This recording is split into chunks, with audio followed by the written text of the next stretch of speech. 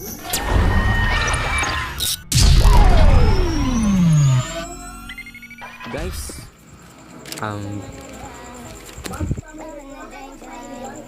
welcome to my vlog. Yan, welcome po sa ating vlog. Welcome po sa aking channel. So, kung bago pa lang po kayo, syempre, bago-bago lang din ako. Please subscribe po para always updated po kayo sa mga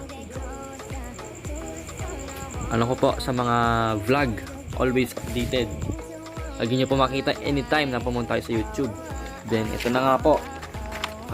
Shout out nga pala sa mga classmates ko dyan ng BSIT 1 Fatima. Pati rin po sa pinakamaganda naming guro na si Ma'am Macrina Versosa. Yan, siya po yung nagturo sa amin ng code or program. At shout out din sa mga kapwa ko IT dyan sa ibang school. So, ngayon po sa ating vlog, content po natin ay kung paano nga ba gumawa ng program sa phone. So, ngayon po, share ko ng aking knowledge sa kung paano mag-input ng code or gumawa ng program sa ating cellphone. Ito nga po pala, papakita ko ang iba't ibang klase ng programming app kagaya na lamang ng CXX Droid, yan, si CPP Droid, yan, at si Coding C++. Yan. Lahat po na yan ay pwede magamit. Depende po sa ating phone at kung applicable ba siya. So, ngayon po, ang gamit kong phone ay Samsung A70 latest sa ngayon. At ang app po na ginagamit ko ay, yun nga, CXX Droid. So, ngayon po, matik, kung wala pa po kayong CXX Droid, you need to download po sa Play Store. So, search lang natin sila, gaya ng mga to. Si Coding C++. So, yan. Ito siya, yung una. Ito pa po, yung isa.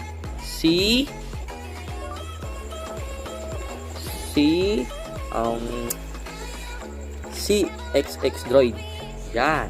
CXX Droid po. Siya po yung gamit ko kanina. So, CXX Droid, marirefer ko po siya or i-recommend ko sa mga kapwa ko IT dyan. IT student. Kasi, parang siya yung Dev C++ sa laptop para sa akin. Kasi, tingnan nyo mga ka-IT. Kapag in-open natin sa CXX, pwede siya magdalawang tab. Kumari, ito. Paano ba yan? Sige, mamaya papakita ko kung paano. Or sa next vlog ko papakita ko kung paano. Okay? So, ito na nga. Umpisan natin kung paano gawin mag-input ng code. So, ito kasi sa vlog na to, yun nga, tuturuan ko kayo kung paano mag-input ng code sa inyong programming app. So, umpisa na natin. So, hashtag include, tapos space IO stream, tapos using name space std. So, ayan. Yung pong dalawang code na yan ay nangangahulugang panimula ng ating program. Yes po, tama narinig nyo. Panimula. Beginning of the program. So, here's how to do it. So, ito nga. Tinype na natin yung dalawang magkasunod ng panimula ng ating program. So, ngayon, enter naman tayo ng space. Leave space po tayo. Ngayon, tawagin natin si variables. Paano paggamitin? Si int. Type int space main close and open parenthesis curly bracket. Dito po, ang ibig sabihin ng int ay stands for integers. We are using numbers. Okay? So, ito na nga po. I-declare tayo ng variables. Then, yan. Napindot si backspace. So, ito na nga. Baga, dito, sa panimula lang ito naman ay ni-encode natin si function. Numbers. Yan. 3 pala to. Yan. 3 siya. Tapos, yan. Maglagay tayo ng semicolon. Kumbaga, si semicolon, tsaka yung bracket na baligtad niyan sa number 4, it means ending of our code. Pagkatapos. So, leave space. Wait lang, napindot na naman si backspace. So, ito na nga. Yan. Isa pa. Yan. So, dito naman po, cout. Meaning of cout, to display our output. Kumbaga po, pag tinesting natin yung program or niran yung program na ginawa natin, it means at the end of our program, magi-display ang ginawa nating code. Kung anong kinalabasan niya. Resulta, kumbaga. So, ito na nga. Double less than sign. Enter. Yan. Apostrophe muna. Enter 6 numbers. So, dito naman, sa pag-coding, ay di kailangan magmadali. Chill ka lang dapat mag-encode ng mga code, syempre. Para hindi ka magkamali. Kasi, once na nagkamali ka, hindi mo na pwede ibalik. Parang sa bangin lang yan. Once na nahulog ka, pahirapan na, masasaktan ka pa. So, N, L, yan. Semicolon po ulit. So, tingnan mo natin kung tama pinagagawa natin. So, 4, yan. Check. Check. So, we'll continue. So, number 8 naman po is number 8. Enter naman po ulit. Leave space, kumbaga, in English. Maglaktaw ng numero. So, number 9 na po tayo, mga kaibigan. So, dito naman is space storing user in the user input in the array. So, ito na nga po. Under storing user input in the array, we have function. Dito po natin type si function. Another function po kasi dalawa po yan pag sa result. So, dalawa nga ba? Tingnan natin mamaya. So, int I equals 0 semicolon I. Tapos, less than sign, wala po siyang space, 2 semicolon, at plus plus I. So, ayan nga po. Nakita nyo naman si curly bracket. Means ending of our code. So, for open parenthesis, int, ano ba yung kasunod? J. Tapos, equal sign, 0, semicolon, then J po ulit. Tapos, less than sign, walang space. 3, semicolon, and then, dalawang plus sign, and J. After po na close parenthesis, we put close bracket. Yan, close bracket. Ay, hindi, mali pala. Kagaya lang nung sa una. Sorry. Yan. So, dito naman po is CCin. CCin, based on my understanding, natasan po niya si system na input ang kanyang code.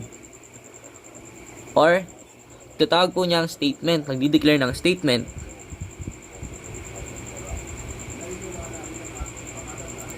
Numbers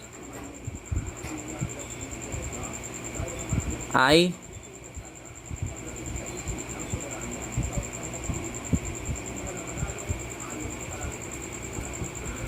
and J.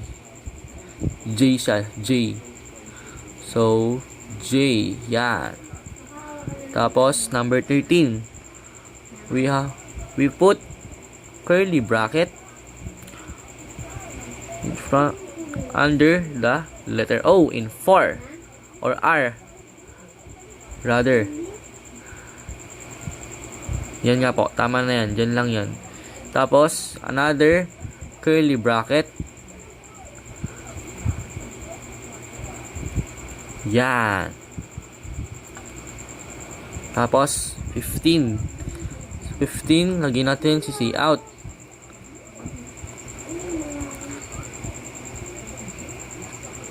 Yan. Then, the numbers are colon. Tapos po, double less than sign and L. Tapos enter, double slash, tapos printing array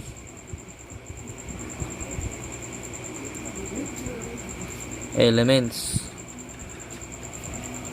Tapos 4, ito po, yun nga, si printing array elements naman dito, yun nga, we are asking for na si system or si program ay i-print niya ang ating code or function. So ito na nga po, sulat natin si function int I equals 0 less than sign at 2. Ulitin ko po, walang space kapag ini-input natin si less than sign bago mag 2. Tapos plus I. O yan. Yan. Muntik na tayo magkamali. So dapat at all times titingnan natin lagi yung code para hindi tayo magkamali. So pag ganyan, nag-automatic na siya, huwag niyo nang pakialaman kasi pwedeng magkamali or mag-error yung code nyo. Tapos na nga 4, tapos int, tapos J equals O semicolon J and yan, less than sign 3 semicolon and plus J. Yan. Tapos walang space mga ka-IT. So, yan na nga. Dapat mga ka-IT, bago nyo i-run yung program, make it sure na walang mali para perfect yung pag-run nyo ng program. Walang maging conflict. So, say out sa baba. Yan. Numbers bracket less than sign letter I, another less than sign apostrophe, tapos bracket space less than sign J less than sign apostrophe bracket equals yan. Yun lang po, hanggang dun lang. So yan, double less than sign, numbers,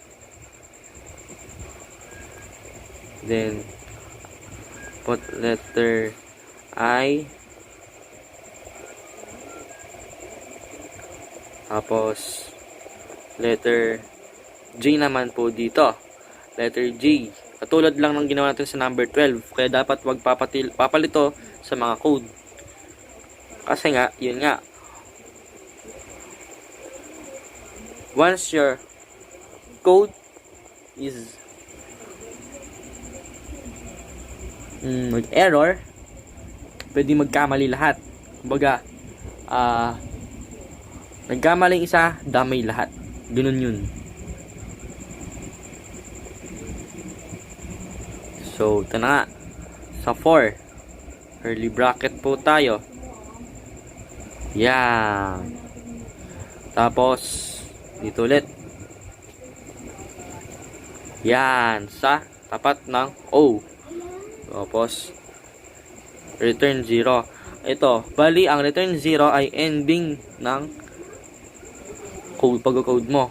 Pinaka-ending siya, kumbaga. So, ayan. So, now, we are almost complete.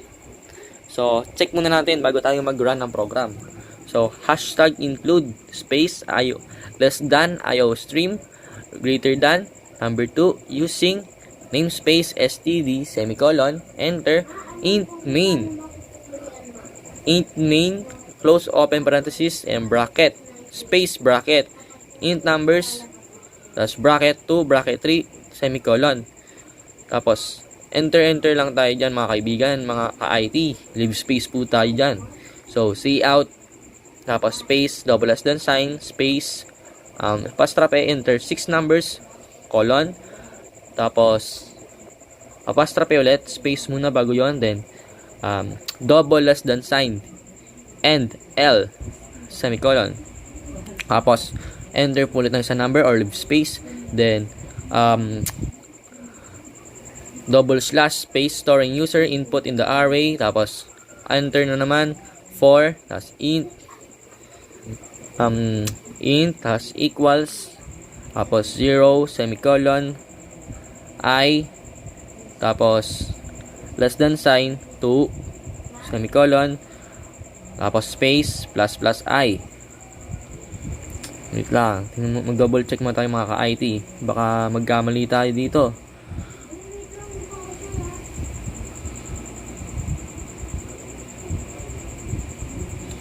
So, feeling ko ano naman to, ayos naman siya. Basta may space sa may less than sign sa may number 11. Less than sign 3 semicolon. Tapos space doon plus J. Tapos yan. Number 13, 14.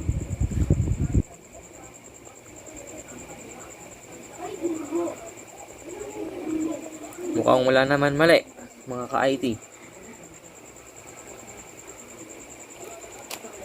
Bali, int I equals 0.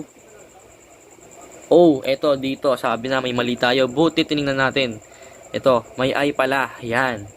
May I tayo dito mga kaibigan. Ay, mga kaibigan. Mga ka-IT, yun, mga ka-IT. Ba't nagiging ako? J-Zam. Kiki-Jamil ako.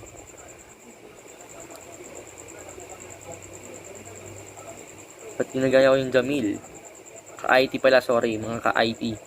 So, 18 0 semicolon I, tapos less than sign 2 plus I plus 4 J.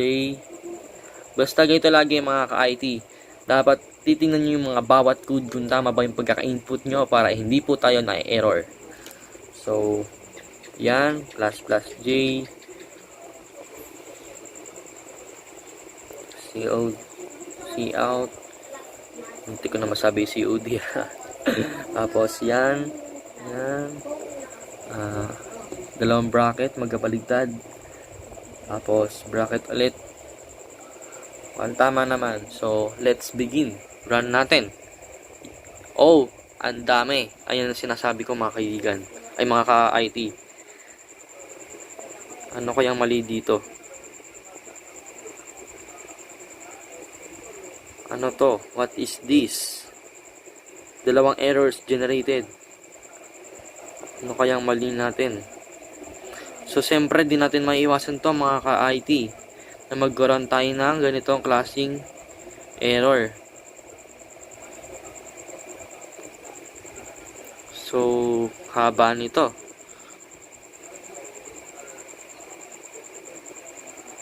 So, paano kaya to? Dali lang. 2 errors generated daw mga kaigan. So, anong mali dito? Overload daw sabi. Let me check. Number 19. Medyo maayos naman sa 19. Semicolon. Alam ko 0 to eh. O, 0 nga siya.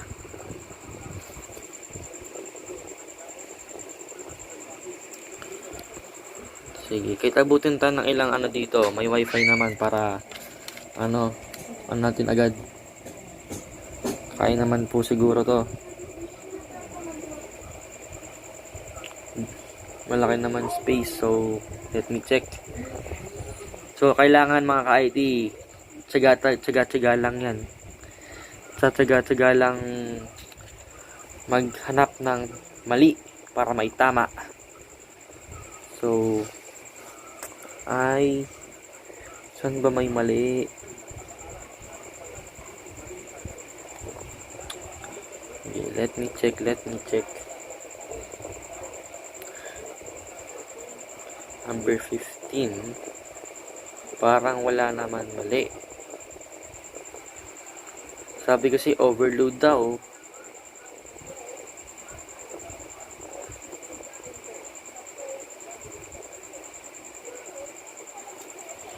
So, ano na natin dito?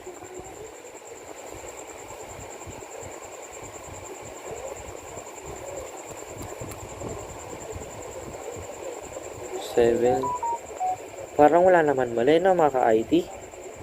Ano kayang problema?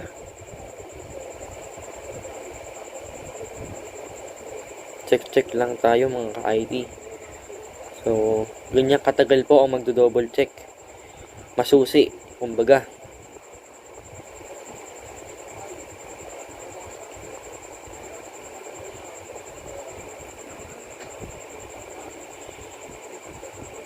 Ito. Kita ko na.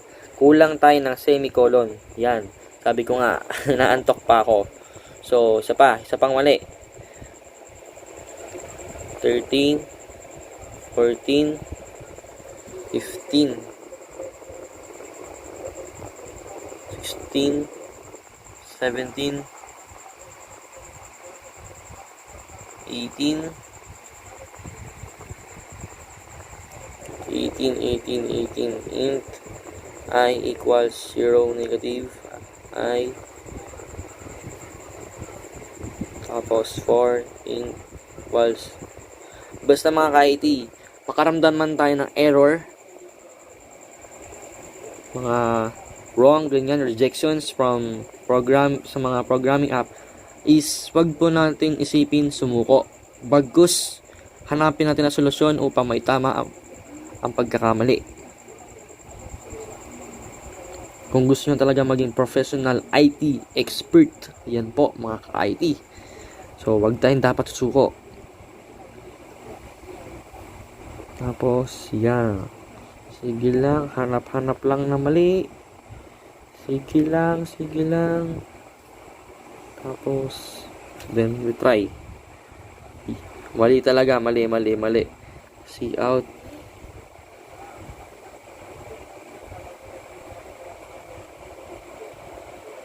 Andali, sa last part tayo mga kaibigan. Sa mali? Sa number 20. See out numbers.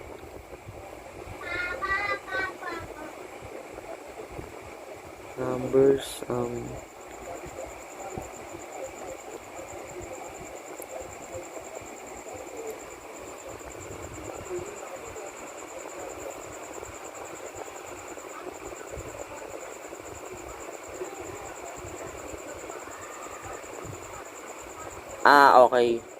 Kulang tayo, kulang. Kulang siya. Kulang nga ba?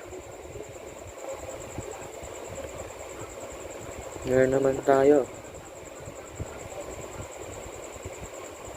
Meron tayo mga kaigan. mga ka-IT. Yun! Sa wakas, ayun sinasabi ko sa inyo. Nabuksan, nag-run din yung program. Basta yung sinasabi ko mga ka-IT. Sorry kung nabigla kayo sa pagsigaw ko, pero nagagalak lang ako at nagawa ko ang pagkakamali na itama ko. So, yan. Gaya ng palala ko. Once na makaramdam kayo ng error, rejections from programming, huwag kayo sumuko. Bagus troubleshoot nyo. Magpursige kayo. Then dito, any kind of number will do. So, pasensya na ako natagalan. So, ngayon, input natin. Mag-isip tayo. Kumare, 1, 3, 5, 7, 9, 13. Ayan. Ayan. Ganyan po kalalabasan niya mga kaibigan. Result. Tama ako, di ba? Joke lang, hindi ko pala sinabi kanina. Yan. Dalawang output. So, bali, based on my understanding, dalawang program po ginawa natin. Magmula kanina. So, yun lamang po mga kaibigan. Mga ka-IT. Yun lang po kung paano gawin. Siyempre, make it sure na dapat, pwede rin sa church nyo, dapat marami. Para kung sakaling ganyan, man na makaranas ng error, dapat solusyonan agad. Kasi yun nga mapapatagalan, lalo na kung maraming code ang gagawin mo mga ka-IT. So, yun lamang po. Maraming salamat sa panonood mga ka-IT. Subscribe. Thank you po.